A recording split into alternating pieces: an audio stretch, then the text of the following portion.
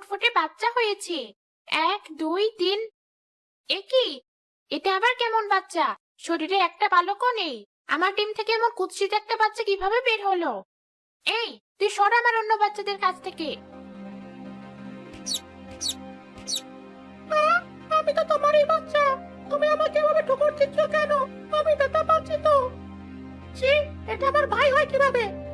বন্ধুরা, সম্পূর্ণ ভিডিওটি দেখার আগে চ্যানেলটি সাবস্ক্রাইব করে দাও। যদি তুমি সাবস্ক্রাইব করে দাও তাহলে তোমার জন্য আকর্ষণীয় পুরস্কার হিসেবে থাকছে একটি বাইক, এবং তুমি যদি কমেন্ট করে দাও তাহলেই তোমাকে তোমার ঠিকানা অনুযায়ী পৌঁছে দেওয়া হবে। মিথ্যা বলিস না। তোর মতো কুৎসিত দেখতে বাচ্চা কখনোই আমার হতে পারে না। অন্য মুরগির বাচ্চা তুই।